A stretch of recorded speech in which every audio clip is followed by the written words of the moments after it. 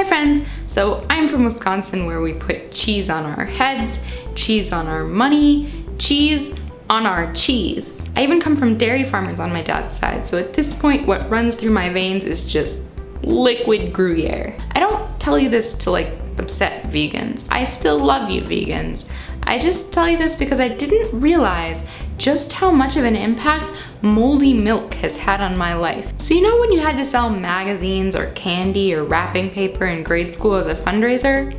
Well, in true Wisco fashion, my school sold cheese. People went bananas for that cheese. We sold bricks upon bricks upon bricks of it. I still have the American Girl doll that I won as a prize for selling so much as proof. So one day when we had a school in-service, my dad decided to keep my brother and I entertained by driving us up to Belgium, Wisconsin to see where they made the cheese. I was maybe 8 years old, still in the stage where I insisted on wearing the same purple polar fleece every single day, not yet too cool to enjoy driving over the rolling hills of Wisconsin with my dad to learn how cheese was made. And like most small towns in Wisconsin, there are just several independent cheese shops just dotting the highway, and from the outside, Cedar Valley cheese looks like just any other one of them. But as soon as my dad tipped them off that we're from that one school that moves their cheese like professionals, they treated us like we were celebrities. We got to go behind the scenes and see these big metal vats of milk getting all enzymed up and separating into curds and whey. I may have even gotten to sneak a few fresh squeaky curds. They gave us all the cheese samples that my little stomach could take, and at the end of the tour, I even got a little cow-shaped beanie baby that sat on my shoulder the entire ride home. It remains one of the best afternoons of my life.